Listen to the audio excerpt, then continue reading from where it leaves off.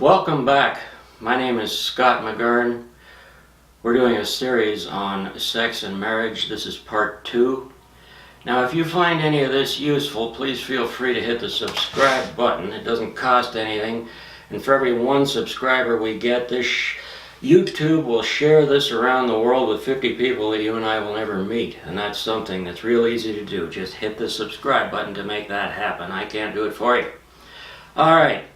Now, in the last video, we looked at some harsh realities to do with ancient history. Every culture, every religion, every society had a perspective on marriage. Now, before I move on from that, I want to go back about, let's look at 100 years or so, because it wasn't that much different. Now, Hollywood and the corporate media in general really feeds us a false narrative. They can go back to any point in history and they will revise it so that people have the same habits as they do today. They can have as many sexual encounters as they wish, just like people do today, but they subtract the social consequences of that. And it really wasn't so. I was watching television about 10 years ago, and there was an older fella on. His name was Pat Buchanan. He's a politician in the States. And he was talking about the past and his childhood, how when he was growing up in an Irish family, nobody ever thought about going out and having sex. It just wasn't done. I mean, you'd be punished less for committing mass murder.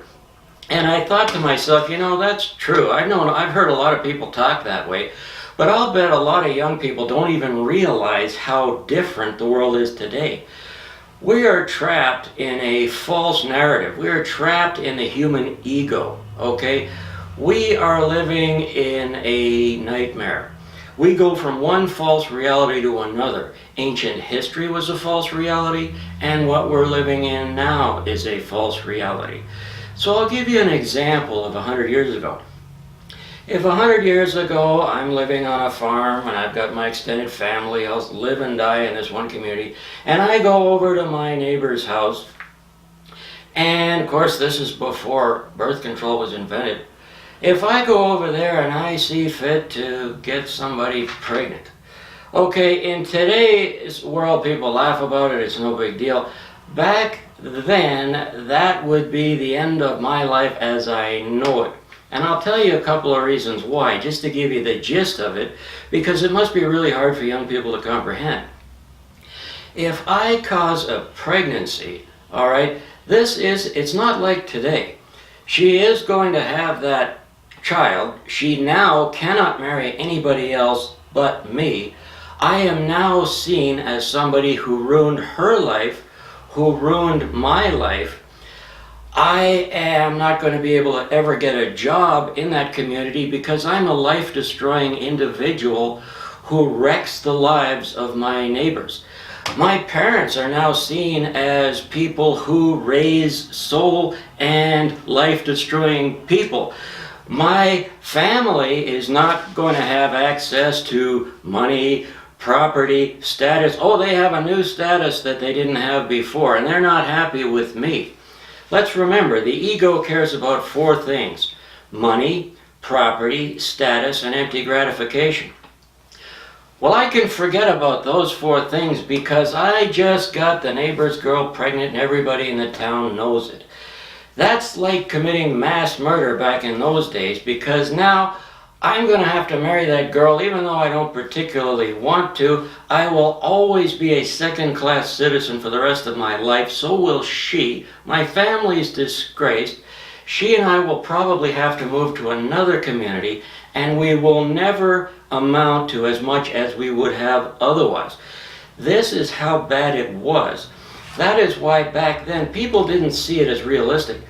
People can talk about, oh, I've got bills to pay, I'm going to have to rob a bank, but they're not seriously thinking about robbing a bank. People can talk about, oh man, I hate that person so much I'm going to murder him. They're not really serious. And in the same way people back then would talk about sex, because they had all the same desires and temptations, but it wasn't realistic because the consequences of doing it were so bad, it just wasn't done. And this is something that is totally different in our society today. We're living in a false reality.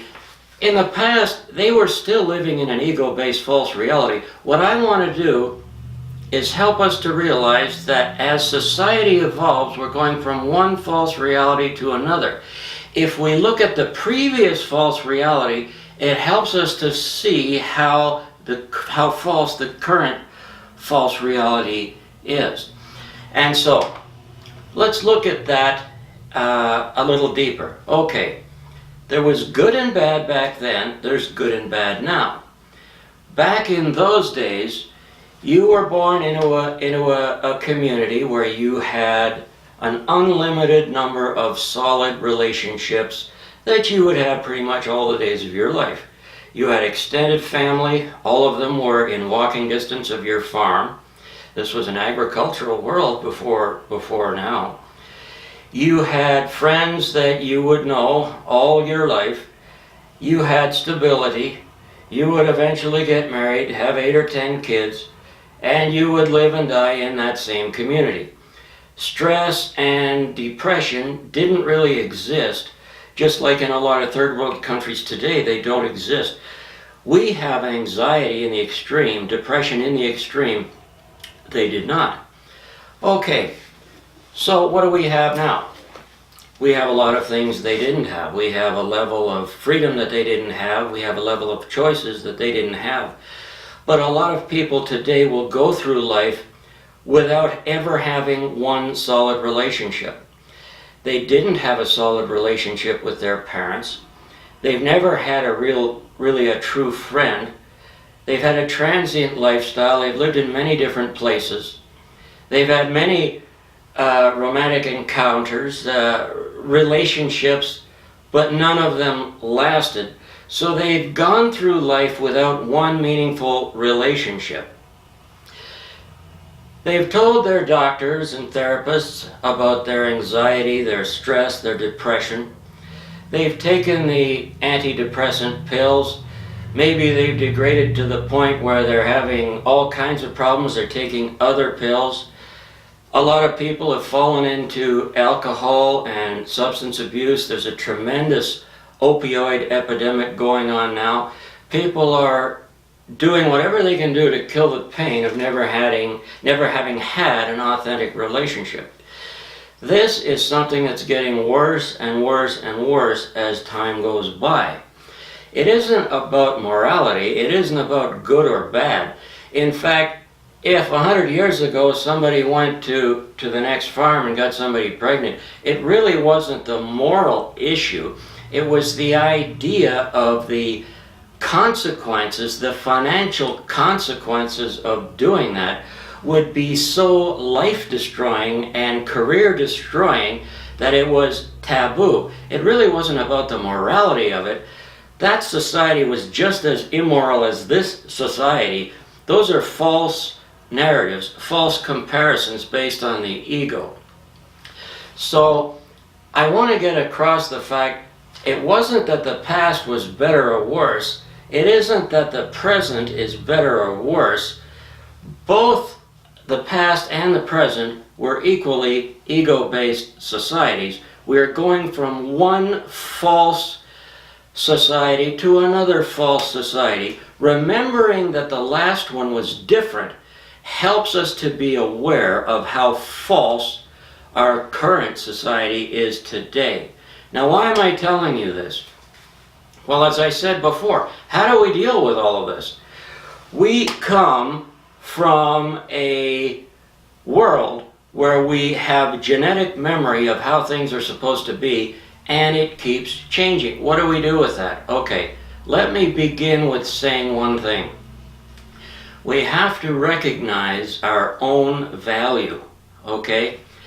Before we dismiss the idea of true love, if we say, I can't believe in that, it's pie in the sky, I've got things to do, I'm essentially taking my heart out of my chest, giving it to some other character in this dream, this nightmare, which is our false reality. I'm removing that. True love is nonsense. I've got things to do. Okay? Before we do that, okay, we have to recognize our own value.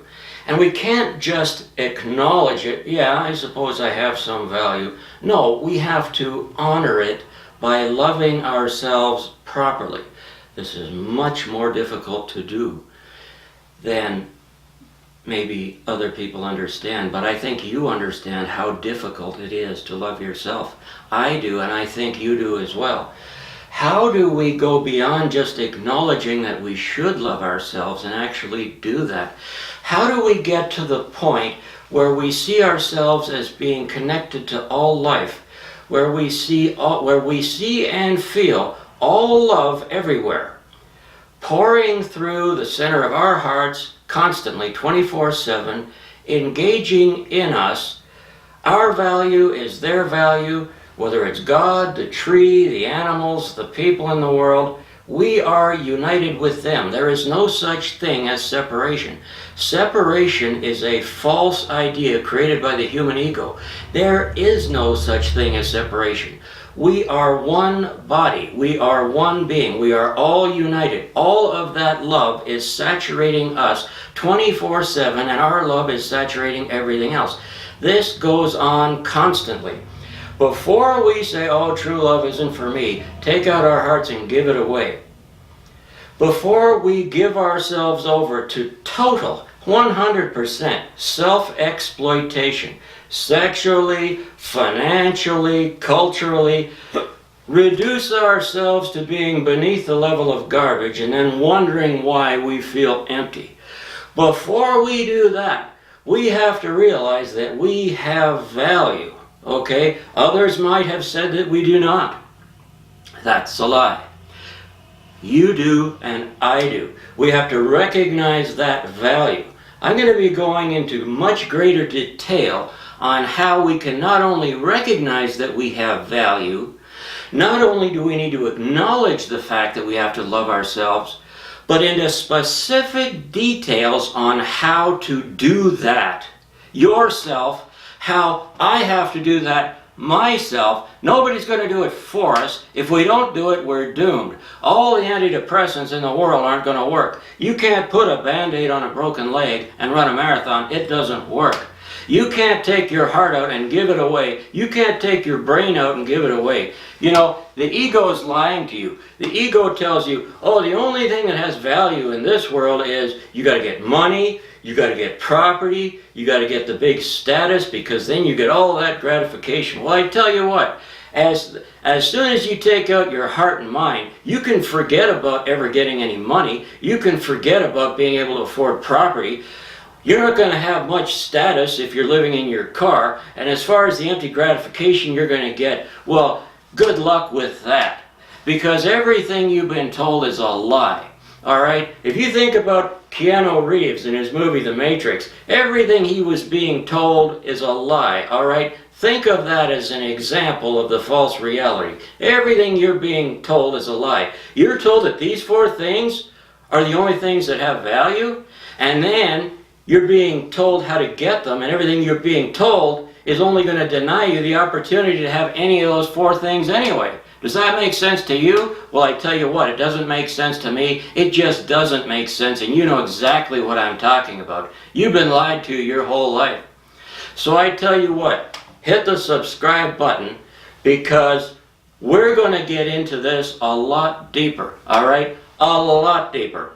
So put on your seatbelt and get ready for the next video. We're going to go more deeply into what all of this means and how we can learn to fix that and find some semblance of happiness under the adverse circumstances we face. My name is Scott McGurn, and thank you for your time.